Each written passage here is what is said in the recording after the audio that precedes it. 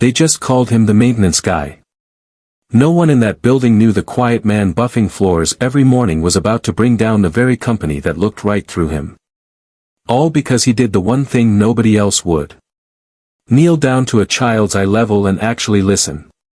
But to understand why that small moment carried so much weight, we have to start with one ordinary Wednesday morning in Atlanta. Elias Vaughn was 34 years old and he believed one thing with his whole chest. If he worked hard enough and loved his son with everything he had, they would be okay. Not rich, just okay. That belief had carried him through double shifts and a cold March funeral in College Park, Georgia, where he stood over his wife's casket with $290 to his name and a 6-year-old boy who didn't yet understand the word forever. He did not know that belief was about to be tested by an 8-year-old girl nobody in a 19-story glass tower could be bothered to understand. That morning, in the marble atrium of Solvang Group on West Paces Ferry Road in Buckhead, a little girl in a yellow raincoat waved her hands at strangers walking past. Waved the way a person drowning waves at a boat. Nobody stopped. A receptionist peeled the girl's fingers off her sleeve. "Sorry, sweetie, I don't understand," she said and kept walking in her heels. Elias almost walked past her, too. Almost. There was a version of Elias Vaughn that nobody at Solvang bothered to meet. A man who once taught 9-year-olds how to say good morning with their hands, before grief rearranged his life and put a mop bucket where a classroom used to be. Nobody in that lobby knew that. They saw a gray polo shirt and a badge on a lanyard and they looked away. Here's what you should know about him, in plain numbers. He woke at 5 o'clock every morning. He had $38 in his checking account until Friday's payday. He worked overnights at Solvang and stocked shelves at a hardware store on Saturdays off Camp Creek Parkway. In some weeks, that still wasn't enough. Not for rent, not for a winter coat, not for the ache of raising a son alone. But there was something else about Elias nobody in that building would learn for weeks. Something folded up and hidden the way careful men hide their softest parts. And there was something Renata Cole, the woman who ran that building from the top floor, was about to get badly, dangerously wrong about him. Before we get into the story, if this is your first time here, go ahead and hit subscribe, because what happens over the next few minutes will remind you that the quietest person in the room is sometimes the strongest one in it. Now, let's slow down. Let me tell you how that Wednesday actually began. It started in a one-bedroom apartment in College Park, Atlanta, on a street with a chain-link gate that stuck every time it rained. At 5 o'clock, his alarm buzzed once before he silenced it, already awake. By 5:20, eggs were going in the pan and his son's backpack sat lined up by the door. "Dad, the truck's making the noise again," Theo hollered from the window, meaning the old Ford Ranger he refused to trade in. Elias went out in his undershirt and coaxed the engine over on the second try, same as always. Juice spilled across the counter. He wiped it without a word, the way a man wipes up 100 small messes a week and never mentions it. He dropped Theo at school by 7:15, kissed the top of his head, and told him what he told him every morning. "Be somebody's friend today, champ. Kindness is never wasted, even when it looks like it is." Then he drove the old Ranger across town to Buckhead, parked behind Solvang Group, and clocked in for a shift he wasn't even supposed to work, covering for a sick coworker on the one day the building was crawling with executives who'd brought their children in for Bring Your Kid to Work Day. That's how Elias came to be pushing a floor buffer across a lobby full of laughter and clicking heels at 10:15 that morning, and how, in the one quiet corner nobody was looking at, he found a little girl nobody else could hear. Her name was Ren Cole, 8 years old, sitting alone since 8 o'clock. Elias set down his cart and knelt on one knee, level with her eyes. Her face was red-rimmed, furious, and terrified at once. He lifted his hands and signed slow and clear. "Hello. Are you okay? My name is Elias." Something in her face changed, like a light switching on from behind it. Her hands flew. Left alone since morning, hungry, scared, nobody understood her. Elias pulled the granola bar he kept for his son's snack out of his cart bag and handed it over. She took a bite. Then she laughed. Small, real, the first sound of joy she'd made all day. That was the exact moment the executive elevator opened and Renata Cole stepped out onto the reflection of the top floor's glass. She stopped cold at the sight of her daughter, laughing with the maintenance man. A security guard nearby murmured to his partner just loud enough for Elias to catch it. Dude knows sign language, 'cause he used to teach at a deaf school. But the real reason he left is the sad part. Elias's jaw tightened. He said nothing. He'd learned a long time ago which battles were worth his breath. Renata crossed the lobby fast, heels sharp against the marble. "Thank you," she said, voice clipped, almost trembling. "I'm her mother." She pressed a business card into his palm and pulled Ren toward the elevator, already checking her watch for the next meeting. Ren looked back once.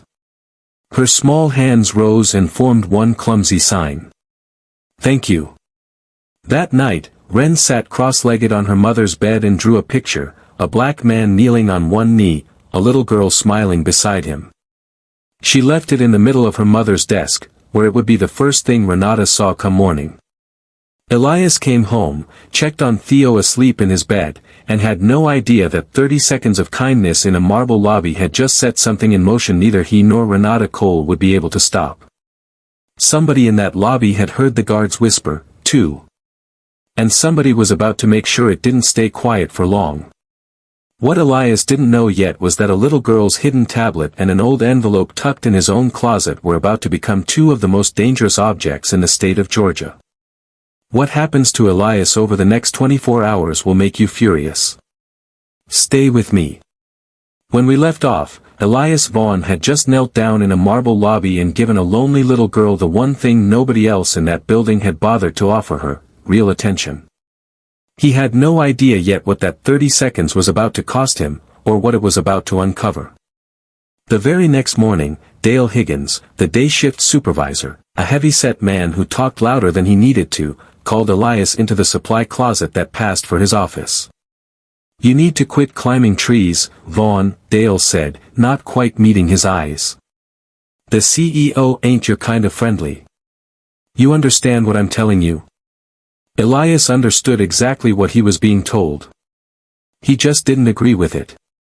By that afternoon, an anonymous complaint had landed in HR, accusing Elias of inappropriate contact with the CEO's daughter. He was suspended without pay for 3 days pending an internal review. The kind of review that exists mostly to make somebody feel like something is being done. He didn't tell Theo any of it. 3 unpaid days meant the water bill would be late again, and he did the math twice in his head before he let himself stop thinking about it.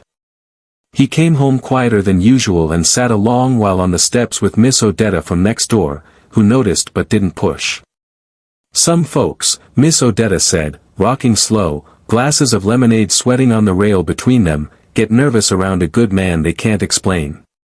"Nothing wrong with you, Elias. Something's wrong with the explaining." He almost smiled at that. Almost. Behind them, through the screen door, Theo was narrating an entire cartoon battle to nobody in particular, the way boys do when they think the whole world ought to know their opinions on dinosaurs. That night, Theo went digging through his father's closet, looking for an old baseball glove, and found something else instead. A yellowed envelope, edges soft from handling, 3 words scrawled across the front. "Final debt. Don't let her find out." "Dad, what's this?" Elias crossed the room in 2 steps and took it from his son's hands, gentler than his face looked. "That's grown folks' business, champ. Go brush your teeth." He tucked the envelope deep in his jacket pocket. For a moment, something old and heavy passed across his features. Something that had nothing to do with Dale or the suspension or any of it. 3 days later, everything changed again. Renata Cole had pulled the lobby security footage herself. She watched a dozen adults in expensive suits walk past her daughter. She watched one man in a gray polo kneel down. She rode the elevator to the basement, walked past a row of industrial buffers, and found Dale and the rest of the maintenance crew on their afternoon break. That man, she said, and her voice didn't rise, which somehow made it worse for everyone listening, was the only person in this building who treated my daughter like a human being. If you fire him, Dale, I will fire you first, in front of everybody in this room. Elias was reinstated that same day. He walked back onto the floor to find his co-workers looking at him with a mix of fear and envy he hadn't asked for and didn't want. 2 weeks passed. Then Renata called him up to the top floor. Her office looked out over Buckhead, glass, steel, a skyline that had nothing to do with College Park. She offered him a new position, accessibility coordinator, triple his pay, full benefits for him and Theo both. A permanent move to day shift. There's one condition, she said, sliding a folder across the desk. You'll need to sign an NDA. We're in confidential merger talks, and I need this to stay inside these walls. Elias looked at the folder a long moment. Renata waited, and for once, her impatience didn't show. He thought about $38 and a payday still 2 days off. He thought about a pair of sneakers with a hole starting at the toe and a water bill sitting 3 days late on the counter. He thought too about the way Ren's hands had moved that morning in the lobby, fast and hungry for someone, anyone, to understand her. I've got one condition of my own, he said quietly. Whatever room you put your daughter in during the day, it needs a real interpreter. Not a poster on the wall. A person. Renata blinked like she hadn't expected him to negotiate anything at all. Done, she said. He signed. While her assistant, Nora Bell, carried the paperwork over, her laptop screen stayed lit behind her, a Slack message visible for just a second. Desmond moved $210,000 out of the accessibility fund last quarter. Handled. Nora noticed Elias's eyes flick toward it and shut the laptop fast, cheeks going pink. Elias said nothing, but he remembered it the way he remembered everything that didn't add up. Ren started staying at the office after school. She'd pull Elias into a corner and sign fast, frustrated. The special room they show visitors, it's just a supply closet, Elias. Nobody comes. No interpreter, nothing at all. Theo noticed the change in his father before Elias said a word about it. The new schedule, the new badge, a Friday when there was finally enough left over for a movie. He didn't ask questions. He just leaned into his dad on the couch and let the cartoons run. One afternoon, with no sitter available, Elias brought Theo along to the office after school. Theo parked himself at a corner table with a coloring book, suspicious of the whole shiny building, until Ren wandered over and, without a word, took the crayon out of his hand and drew a lopsided dragon on his page. Theo laughed before he could stop himself. By the end of the hour, the two of them had invented a private handful of signs. Dragon, snack, boring meeting, that belonged to no official language at all, just to them. Elias watched from across the room and felt something in his chest loosen for the first time in weeks. Then one afternoon, not long after, Ren did something that would change everything. She pulled out her tablet, typed in a passcode, her own birthday, and opened a folder buried 3 layers deep. Inside were 16 videos recorded quietly over 4 months on the front-facing camera. Ren locked inside the storage room they called special. Her mother arguing with Desmond came behind a half-closed door, his voice low and threatening. Screenshots of transfers moving money out of a fund that was supposed to be hers. Elias sat very still while he watched them. Then he asked Renata for a private meeting. In an empty conference room, he laid it out plainly. No accusation in his voice, just the facts one after another. She didn't deny a single one of them. Her voice, when it finally came, was hoarse. Desmond Kane controls 40% of this company, she said. He wants to sell it for the highest price he can get. If I fight him, he's told me he'll use custody of Ren as leverage. I don't know any other way to protect her. Elias looked at her a long time. He didn't say what he was thinking, that a mother willing to let her own child sit in a storage closet to protect a business deal was a mother about to lose a great deal more than an office. He went home that night carrying 2 things that hadn't been there a month before. An old envelope with 3 words on the front tucked against his ribs, and 16 videos now living in his memory that could either save this family or burn the whole thing to the ground.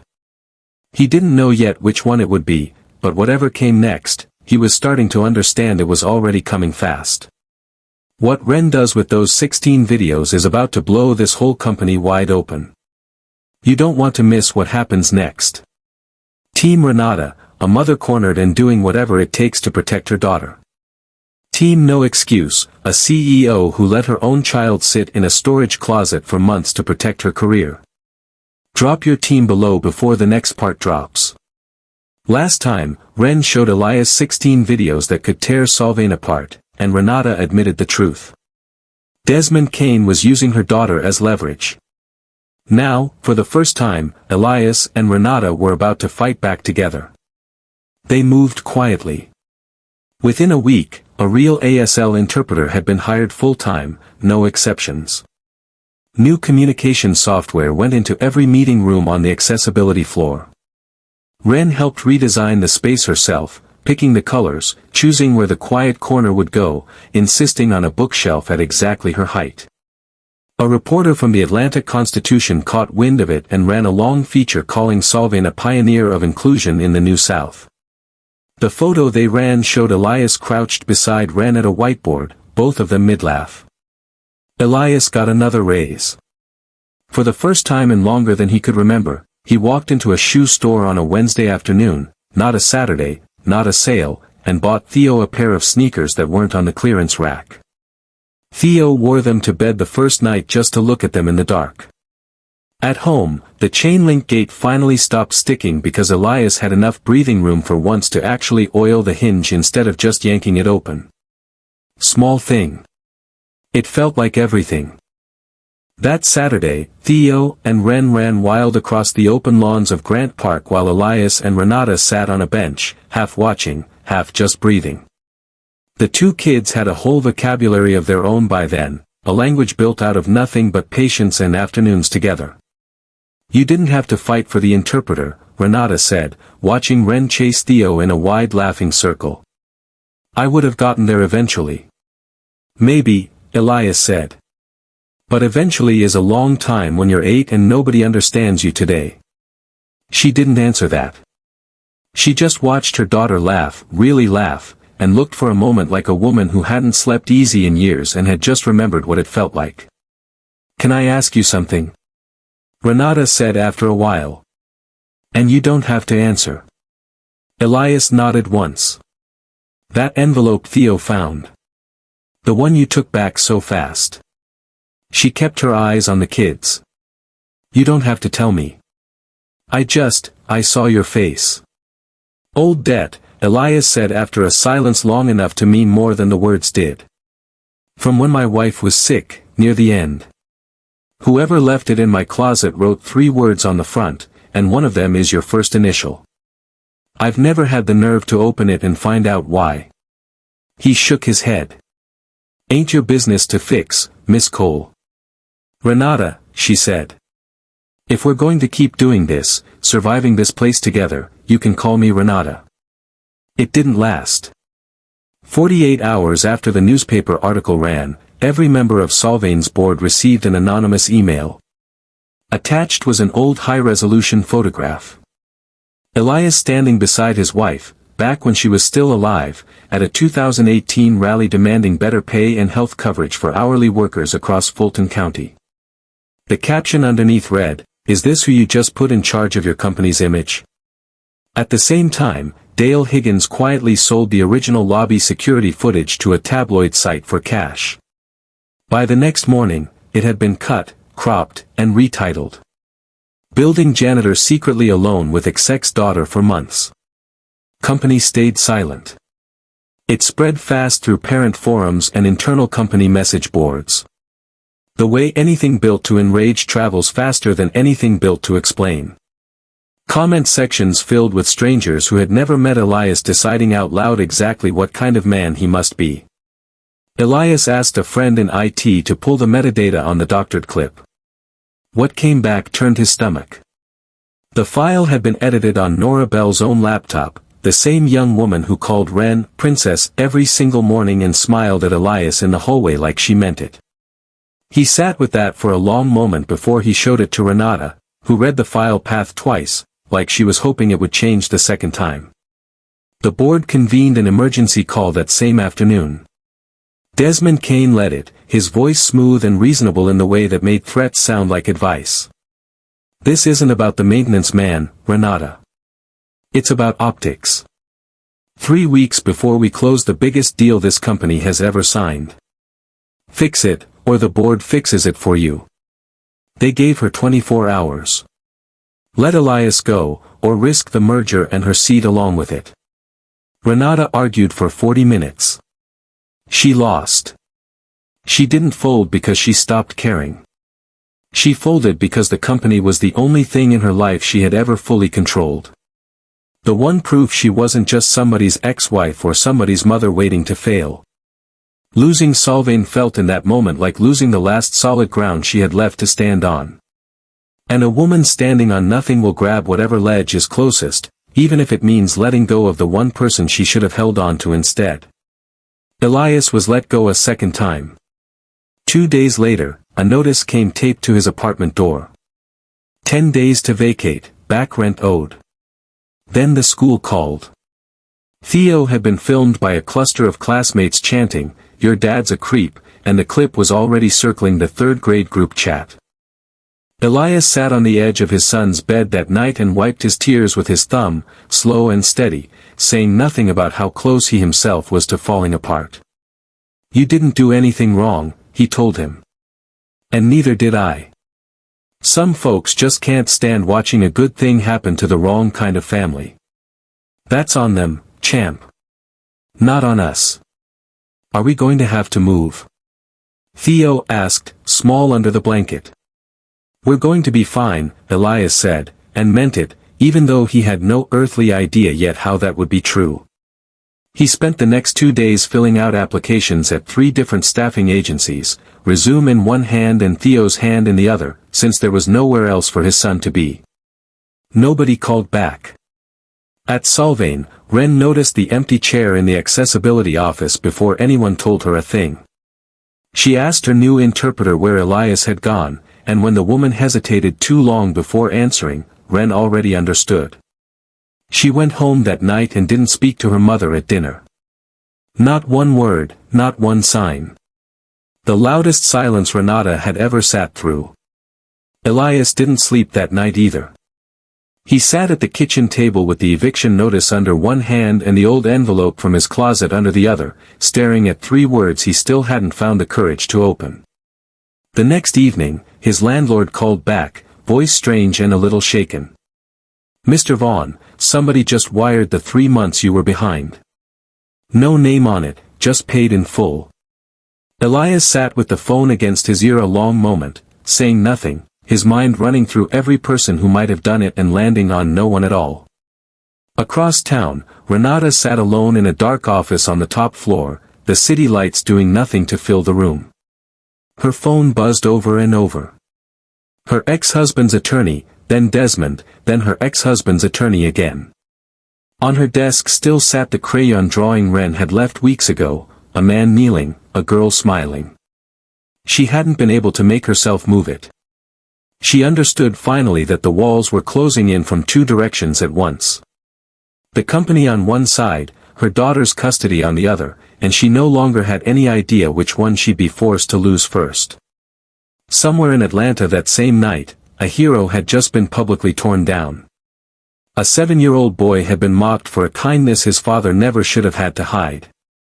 And a mother sat frozen between the empire she'd built and the one thing in her life that had never once asked her for anything but attention.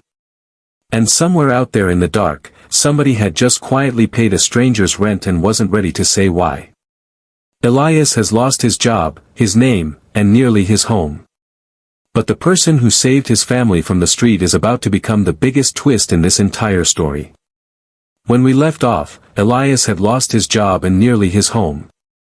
A stranger had quietly paid his back rent, and Renata Cole sat frozen between the company she'd built and the daughter she was terrified of losing. Neither of them knew that the person about to blow this whole story wide open was 8 years old.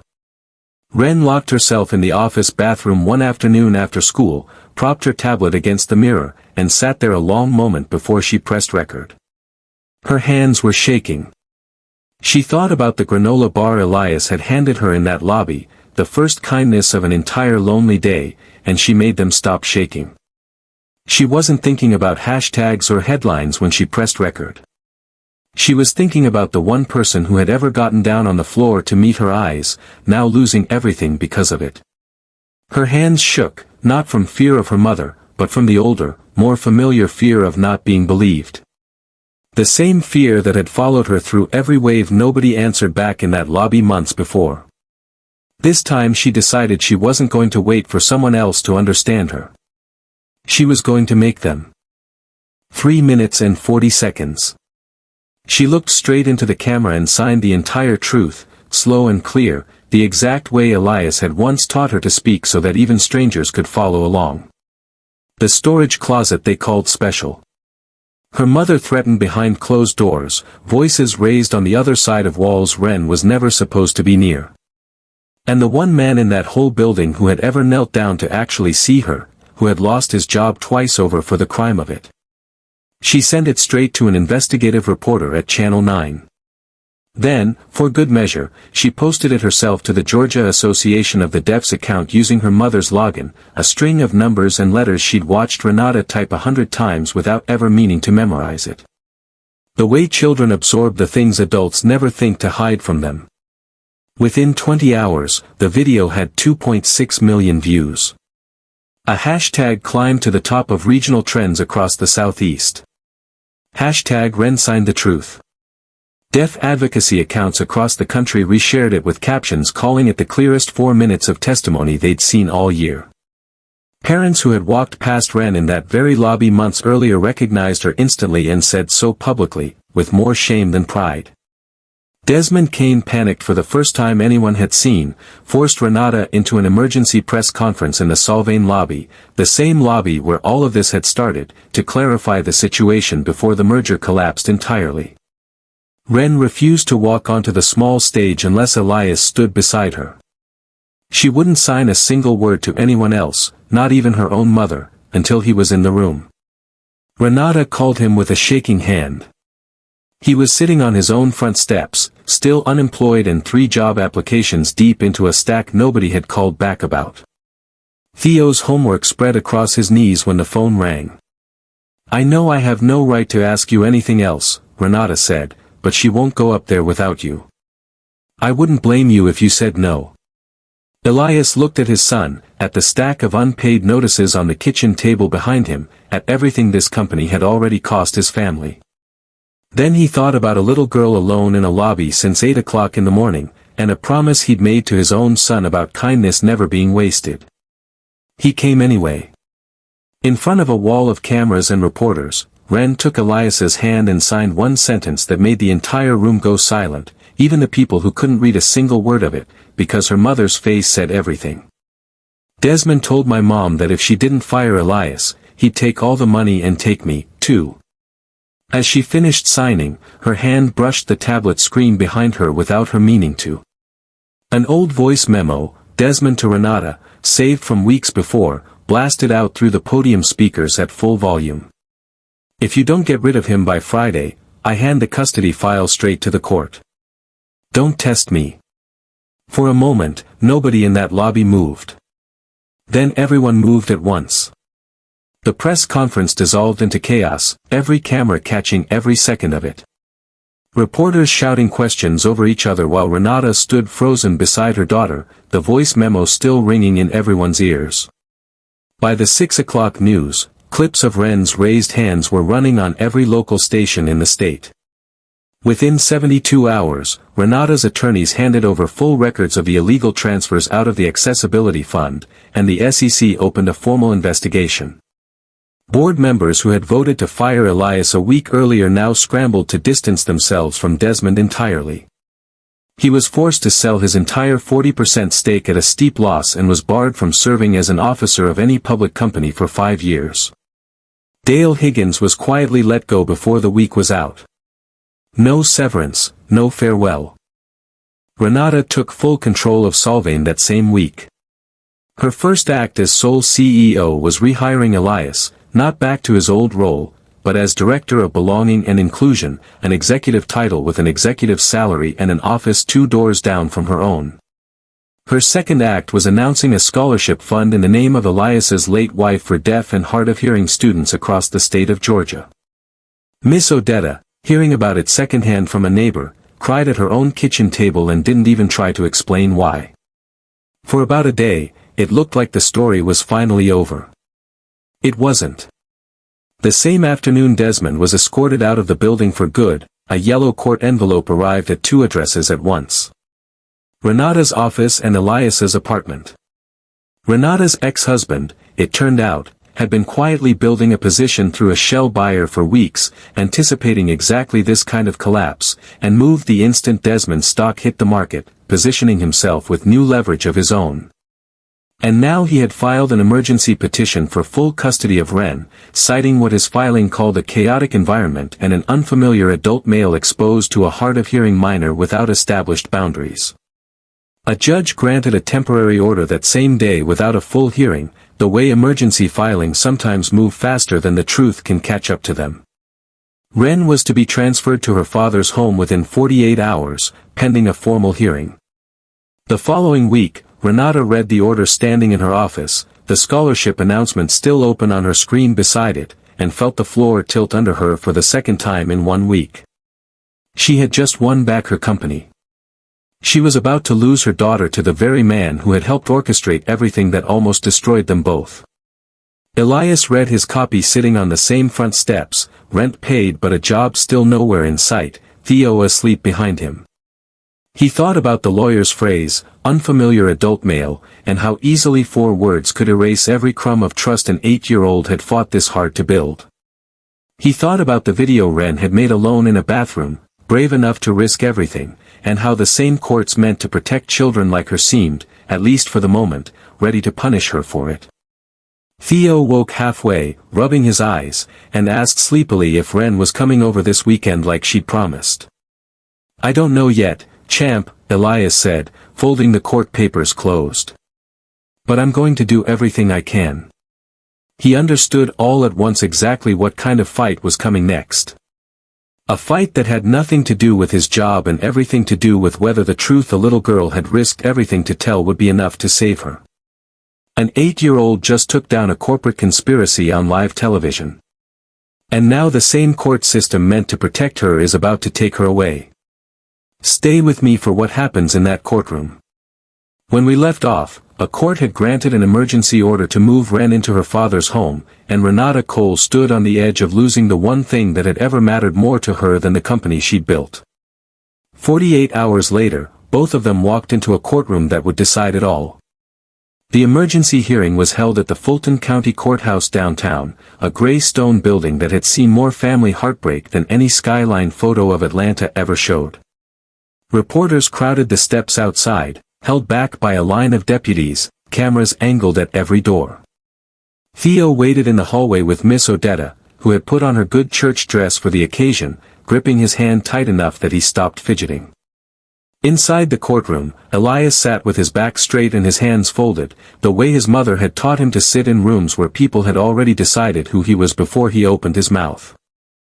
The attorney representing Renata's ex-husband stood and turned toward Elias like he was the one on trial. You're a maintenance worker, the attorney said, letting the words sit in the air a moment. What business did you have approaching the CEO's daughter in the first place? Do you understand that your presence in this child's life has made her the center of a media storm she never asked for? Elias sat still, one hand resting in his jacket pocket, fingers wrapped around the edge of an old envelope he still hadn't opened. He answered plainly, without heat. I knelt down because nobody else in that lobby would. That's the whole business I had. Beside him, Renata sat with her hands folded so tightly her knuckles had gone pale. The judge listened to both sides, weighed the filings, and began to speak the words that would send Ren home with her father for the next 30 days. Then the courtroom doors opened. A tall man in a tweed coat walked in with a thick leather folder under one arm. Terence Ambrose, an attorney who specialized in the rights of deaf and hard of hearing children, and an old friend of Elias's from his days working in East Point. He asked the court's permission to be heard, and the judge, more out of curiosity than obligation, granted it. What Terence laid on the clerk's table changed the entire room. 16 videos, the same ones Wren had recorded over 4 months, backed up automatically to a private cloud account Elias never even knew existed, along with a full technical report. The metadata proved beyond argument that the footage used to build the custody petition had been assembled with direct input from Desmond Kane and Renata's ex-husband, coordinated together weeks before the filing was ever submitted. It hadn't been concern for Wren's welfare. It had been a plan. Then Terence placed a second item on the table. The old yellowed envelope, a copy Elias had shared with him weeks before, still sealed. Your Honor, I'd like this opened in open court, because it speaks directly to a claim being made about my client's character. Elias's hand tightened involuntarily. He hadn't opened it himself in 3 years. Inside was a receipt and a short handwritten note. The debt that had haunted Elias since his wife's death, the one he'd been terrified would somehow connect back to Renata, some secret arrangement, some leverage he didn't understand, had been paid off by a small charitable fund his wife herself had quietly started before she passed, meant to help other families facing medical debt. Renata had never even known his wife's name until months after the funeral. She had simply been asked once, years ago, by a mutual acquaintance, to help wire a payment through the fund, and she'd done it without ever learning whose life she'd touched. The two mysteries that had shadowed this entire story turned out to be the same thing, wearing 2 different faces. An act of quiet generosity, mistaken by everyone, including the 2 people at its center, for something dangerous. The judge reversed the temporary order on the spot, denied the custody petition in full, and referred the entire record, Terence's technical report included, to the SEC investigators already building their case against Desmond Kane, along with a separate referral for conspiracy and evidence tampering tied to the custody filing itself. By that evening, federal agents already working the Accessibility Fund case moved on both men. Desmond for securities fraud, and Renata's ex-husband for his part in coordinating false evidence to manipulate a custody proceeding.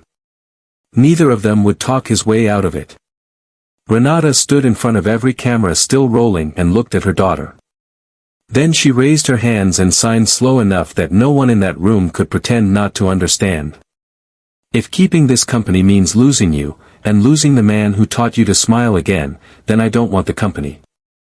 She resigned as CEO right there in the courthouse hallway, on camera, before her own board had even heard the news.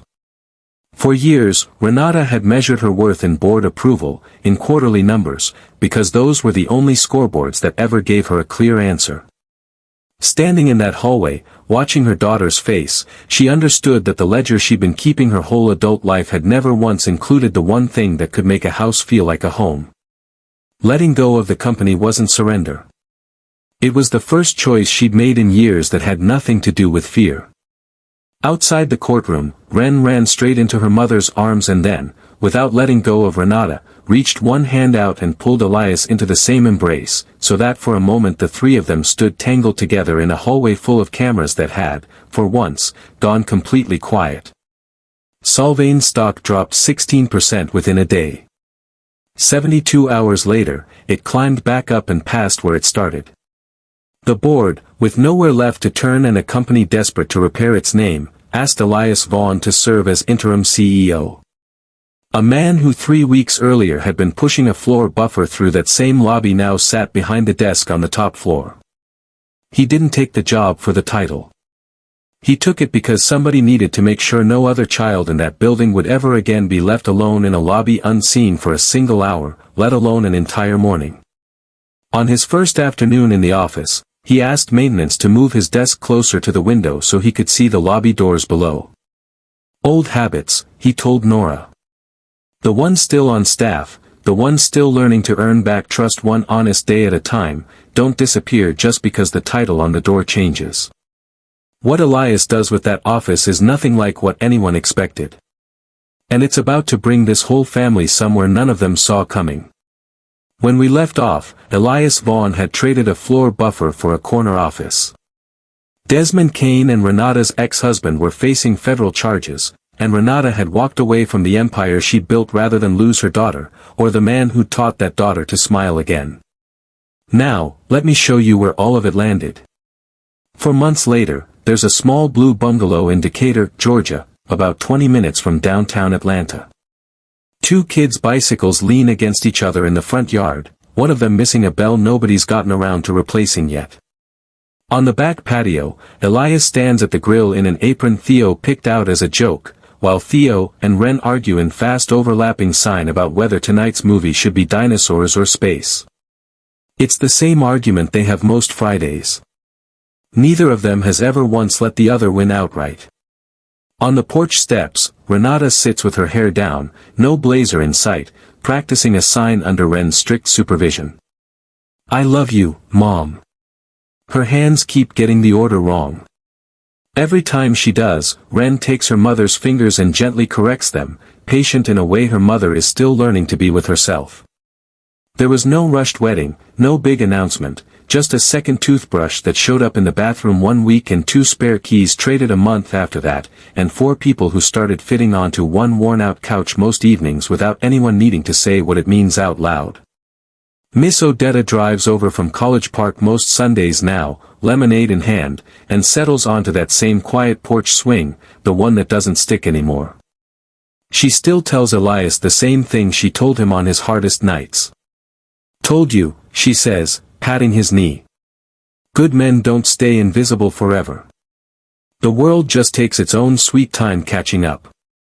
The scholarship fund carrying the name of Elias's late wife has already helped 19 deaf and hard of hearing students across the state of Georgia. Tuition for a sign language interpreter here, a tablet with captioning software there. Small things that add up to a child no longer having to sit alone in a room full of people who won't turn around.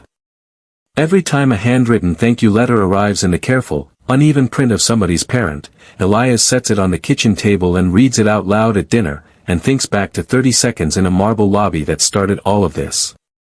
Renata still catches herself some mornings reaching for the old control, the tight grip on a calendar, a need to manage every hour before it happens. But when Ren takes her hand and signs, "I'm okay," something in her whole body finally lets go, the way it never quite could behind a desk on the top floor. Some evenings after the dishes are done and the kids are finally still, Elias sits out on that quiet porch swing with a mug of coffee and lets himself think back on all of it. The eviction notice, the tabloid headline, the courtroom, the corner office. None of it feels like the same lifetime anymore. It feels like something he survived so this porch, this exact evening, could exist on the other side of it. Elias once thought all he wanted was to get through one more shift, get his son fed, and keep his head down. Ren once thought all she wanted was one person in an entire building who could understand her for 30 seconds. That 30 seconds ended up toppling an empire built on quiet cruelty, nearly cost a little girl her home, nearly broke 2 grown adults trying to protect her, and gave all of them back something none of them had let themselves hope for. On a warm evening in Decatur, fireflies blink outside the window. Inside, 4 sets of breathing settle into the same quiet rhythm. Not the empty, aching quiet of a house with one parent doing all the worrying alone, but the full kind. The kind that means finally home. This story reminds us that dignity was never about the uniform a person wears or the paycheck carried home on a Friday. It was never about a title on a door, or a family's last name, or the color of a hand reaching out to help. Elias Vaughn knelt down in that lobby because a child needed someone to see her, and 30 seconds of his time cost him nothing but his pride to give. If you're reading this on a quiet afternoon with nobody else in the house, don't let that quiet turn into invisible. Pick one neighbor this week. Not a text, an actual phone call, and ask them over for coffee on your porch or theirs, the way Miss Odetta did for Elias on his worst nights. That kind of friendship doesn't happen by accident. It happens because somebody dials the phone on a Wednesday for no reason at all. If you lost a husband or a wife and there's a recipe box or a tool shed still arranged exactly the way they left it, take one thing out this month and use it. Make his Sunday cornbread. Plant her tomatoes, even if you get the spacing wrong. Invite a widowed friend down the street to sit with you while you do it. That box was never meant to stay sealed. It was meant to keep feeding people. And the next time you're at a grandchild's school event or in line at the pharmacy and you notice someone standing off to the side because nobody's spoken to them yet, walk over and ask their name. Not out of pity. Out of the same plain respect Elias gave a little girl nobody else would kneel for. Kindness in this story wasn't loud and it wasn't free. It cost Elias his job, nearly his home, nearly his name. But it came back around, the way it usually does, if you're patient enough to keep doing it before you ever find out how the story ends. This story was written by a human accompanied by AI. It exists to remind us that even when wrongly judged or treated unfairly, kindness and resilience can still change everything. Because life always reserves its rightful rewards for those who never lose their dignity.